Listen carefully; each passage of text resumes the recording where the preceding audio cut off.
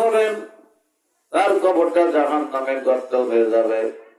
আল্লাহ সুবহানাহু ওয়া তাআলা এটা নিরূপণ করবে আল্লাহর বান্দার আমলের উপরে।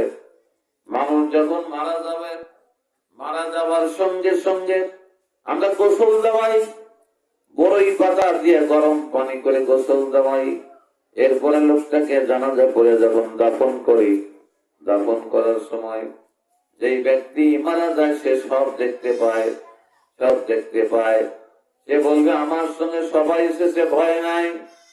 কিন্তু যখন কবরের মাটি চাপা দেওয়া হয়, মানুষ যখন চলে যায় আফসোস করে বলতে থাকে আমার আত্মীয় স্বজন সব চলে গেল, খাটিয়াও চলে গেল, মোর সাবানা চলে গেল, আমার সবই তো চলে গেল, এখন তাহলে আমার কি থাকলো? রাসূল সাল্লাল্লাহু আলাইহি ওয়াসাল্লাম বলেন একমাত্র তার যদি বদ আমল থাকে তাও থাকবে কবরে, আর যদি নেক আমল থাকে তাও থাকবে কবরে। আল্লাহ পাক রব্বুল আলামিন এই নেক আমল এবং বদ আমল দুইটাই তার কবরের মধ্যে দিয়ে দেবেন। কবরের মধ্যে এই লোকটা শান্তিতে থাকবে না অশান্তিতে থাকবে, এটা নির্ভর করবে তার আমলের উপরে। 2 নম্বর, আল্লাহ পাক রব্বুল আলামিন যারা গুনাহগার হবে তাদের জন্য মুনকার নাকির যখন জিজ্ঞেস করবেন মার রাব্বুক, তোমার রব কে? গুনাহগারেরা বলবে সে আবার কি, সেটা আবার কি? গুনাহগারেরা বলবে হা হা লা আদরি, হায় হায় আমি তো এটা জানি না। মানুষ যা বলেছে আমিও তাই বলেছি। মানুষ বলেছে মুহাম্মদ পাগল, আমিও তাই বলেছি মুহাম্মদ পাগল। মানুষ বলেছে মুহাম্মদ জাদুকর, মুহাম্মদ গণক, আমি তাই বলেছি, এর বেশি কিছু তো বলি নাই। আল্লাহ পাক রব্বুল আলামিন ওই বান্দা বান্দির প্রতি এত খুশি হবেন যে আল্লাহর বান্দা বান্দিকে সোজা জাহান্নামে ফেলে দিবে। 3টা বা 4টা প্রশ্ন করা হবে কবরে। কোন কোন হাদিসে 3টা বলা হলো, কোন কোন হাদিসে 4টা প্রশ্ন করা হবে।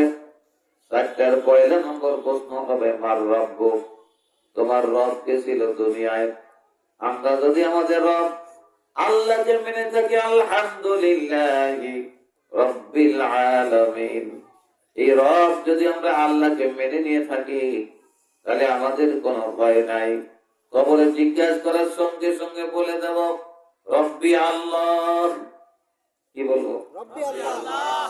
ট্রেনিং দেওয়াই নাকি কোন? রব্বি আল্লাহ, আমার রব হলো আল্লাহ। ও মা দীনুকা, মা দীনুকা, তোমার দিন কি? আমরা তখন বলবো দিন ইসলাম। 3 নম্বর হলো জিজ্ঞাসা করা হবে ও মান হাজার রাজুল, এই ব্যক্তি সম্পর্কে তুমি কি জানো? কোন কোন হাদিসে মুহাদ্দিসগণ বলেছেন নবীদের ফটো ধরা হবে সামনে, আর বলা হবে এই ব্যক্তি সম্পর্কে তোমার ধারণা কি? আমরা যারা নেককার তারা বলে দিতে পারবো, নবীকে না দেখার পরেও বলে দিতে পারবো ইনি হলেন সাইয়্যিদনা হাবিবেনা মাওলানা মুহাম্মদুর রাসূলুল্লাহ সাল্লাল্লাহু আলাইহি ওয়াসাল্লাম। আর যারা বদকার ওরা খালি বলবে হাযা লা আদরি, হায় হায় হায় হায় আমি কিছু জানি না, আমি কিছুই জানি না, এই কথা সে বলতে থাকবে। এই জন্য এই কথা বলে পার পাওয়া যাবে না। কারণ হলো আল্লাহ পাক রব্বুল আলামিন ওই দিন আপনাকে আমাকে একবারে কষে ধরে ফেলবেন। দুনিয়ায় বাঁচার সুযোগ আছে, যতদিন হায়াত আছে ততদিন দৌড়াবেন মাটির খেতে, মাঠে খেতে খামারে হাট বাজারে, ততদিন আপনি ছুটবেন। কিন্তু যখন ধরা পড়ে যাবেন মালাকুল মউতের হাতে, সেই সময় আর নড়াচড়া নাই, একবারে সোজা সাপটা, একবারে শটাং হয়ে থাকা লাগবে। ঠিক কিনা বলে? একবারে সোজা সাপটা।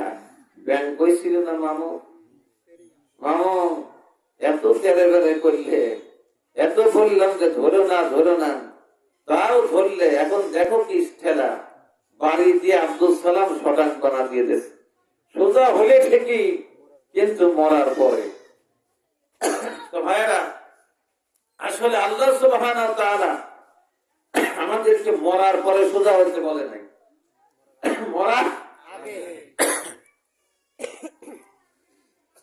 মরার আগেই আমাদের সোজা হইতে বলছেন। এই জন্য নিজের জীবনের সবচেয়ে বড় আমল হলো আল্লাহর দ্বীনের দাওয়াত পেশ করা। কোরআনে কারিমে আল্লাহ তাআলা বলেন, হামিমুস সাজদার মধ্যে, ওমান আহসানু কাওলাম মিম্মান দাআ ইলাল্লাহ ওয়া আমিলা সালিহান ওয়া ক্বালা ইন্নানী মিনাল মুসলিমিন। ওই লোকটার কথার চাইতে আর কার কথা ভালো? তার মানে আল্লাহ বলে যে ওই লোকটার চাইতে ভালো লোক আর পৃথিবীতে নাই। এই লোকটা মানুষকে আল্লাহর পথে ডাকে, আল্লাহর দিকে ডাকে, নিজে নেক আমল করে আর বলে আমি মুসলমান, আমি মুসলমান, আর নিজে ভালো ভালো কাজ করে। আল্লাহ পাক রব্বুল আলামিন বলেন, এই লোকটার চাইতে ভালো লোক আর আসমান জমিনের মধ্যে একটাও নাই। সুবহানাল্লাহ। এই জন্য আমরা দ্বীনের দাওয়াত পেশ করবো, ইসলামের দিকে মানুষকে ডাকবো। কোন দিকে?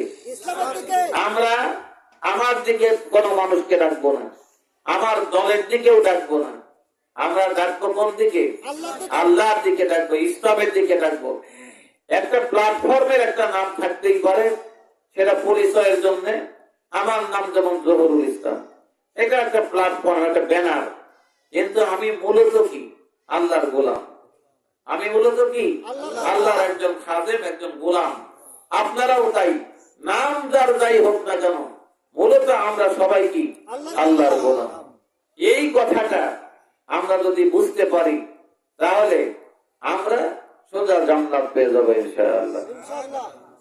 দেখেন, আমিরুল মুমিনিন হযরত ওমরের বেটা খেলতেছিলেন হাসান আর হুসাইনের সাথে। দুইজনের মধ্যে কাটাকাটির এক পর্যায়ে ইমাম হুসাইন বললেন, তোর বাবা হচ্ছে আমার নানার চাকর, গোলাম। এই কথা শোনার পরে ওমরের বেটা আব্দুল্লাহ খুব বেজার হলেন। ছুটে গিয়ে বাবার কাছে বললেন, বাবা, তুমি নাকি ইমাম হুসাইনের নানার গোলাম? কে বলেছে? ইমাম হুসাইন নিজেই বলেছে। তো তুমি যদি তার কাছে গিয়ে লিখে চাও, সে কি লিখে দিতে পারবে? দেখা যায়, লিখে দিতেও তো পারে। খাতা কলম দিয়ে যাও, দিয়ে সামনে ধরে বলো যে তুমি যে কথা বলেছো সেটা কি লিখে দিতে পারবে? বলে, হ্যাঁ লিখে দিতে পারবো। যাও তাড়াতাড়ি। আমার আব্বা লিখে দিয়ে দিলেন। আব্দুল্লাহ দৌড়াতে দৌড়াতে বাবার কাছে দিলেন। হযরত ওমর ওই চিঠিটা, টুকরাটা নিয়ে একবার চুমু খায়, একবার বুকে ধরে, আর একবার কপালে ধরে। আব্দুল্লাহ ভাই, আব্বা, ঘটনা কি? তোমার কাছে বিচার দিলাম আর তুমি চিঠি চুমু খাও। তোমার কাছে দিলাম বিচার আর তুমি চিঠি চুমু খাও, ঘটনা কি? বলে, বাবা তুই বুঝবি না, শোন।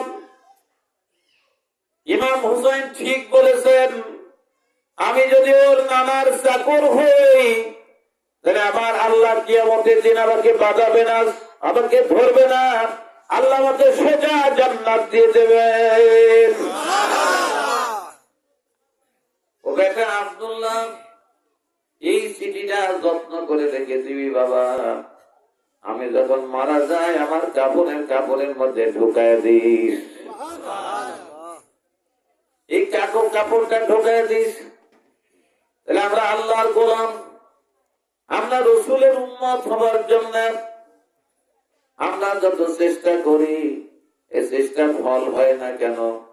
ফল না হওয়ার কারণ হলো আমরা আরবি ভাষা জানি না, কোরআনের সঠিক অর্থ বুঝতে পারি না, হাদিসের সঠিক অর্থ আমরা বুঝতে পারি না।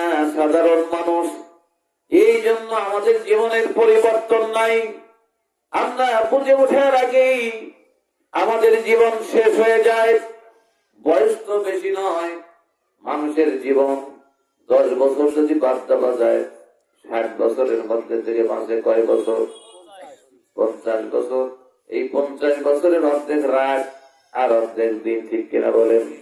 তাহলে মাসলো কয় বছর? 25 বছর। এই 25 বছরে ঘুমান কয় ঘন্টা দিনের বেলায়? তাও ঘুমান। কাজ করেন কয় ঘন্টা? মাস্টারি করেন, কৃষিকাজ করেন, সব করেন কয় ঘন্টা? আর নামাজ পড়েন কয় ঘন্টা? সব মিলে 24 ঘন্টার মধ্যে দেখা যায় 1 ঘন্টা আমি ইবাদতের মধ্যে খাটাই নাই, ঠিক কিনা বলেন? তাহলে আমার জীবনে 1 ঘন্টা যদি মাসে হয়, দিনে হয়, মাসে মাত্র 30 ঘন্টা। এই 30 ঘন্টা দিয়ে যদি আমি আপনার 25 বছর হিসাব করি, তাহলে দেখা যাবে বেশি ইবাদত আমার জীবনে জমে নাই।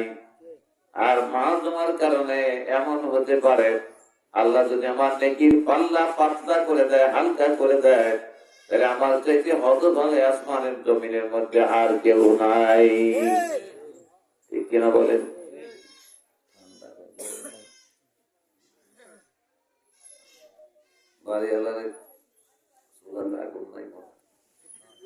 আমার ভাইরা, আল্লাহ সুবহানাহু ওয়া তাআলা এই জন্য মরণের ভয়, কিয়ামতের দিনের ভয় আমাদের ভিতরে আনতে বলেছেন। লিমান খাফা মাকাম রাব্বিহি জান্নাতান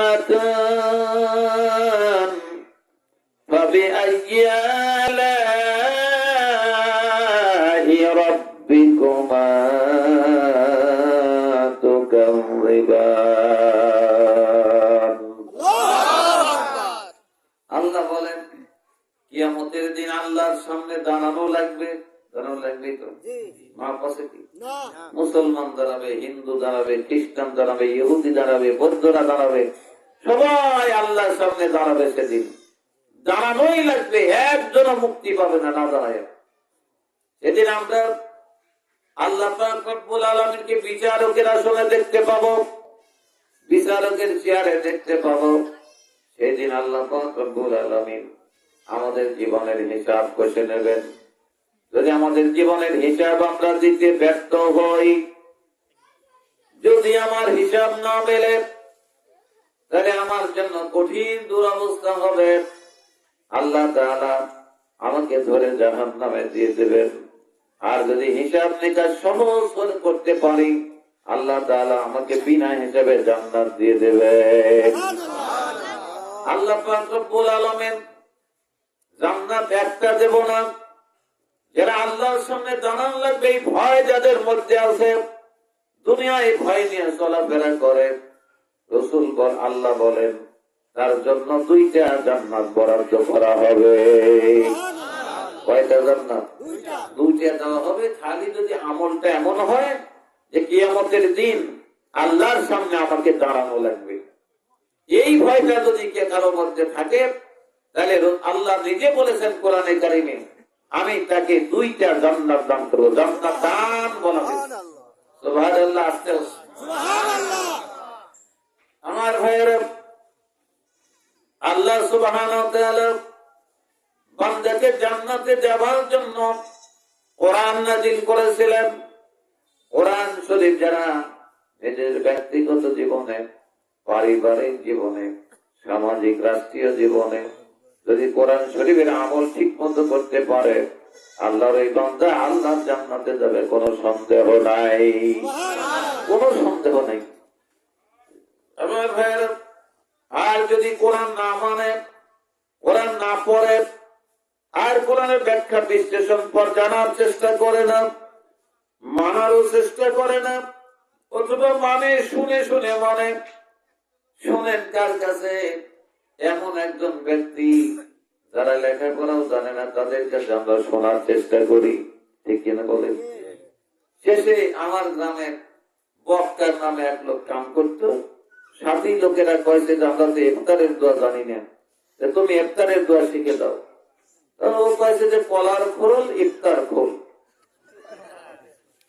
এরা একটা দোয়া শিখে দিয়েছে, বুঝলেন?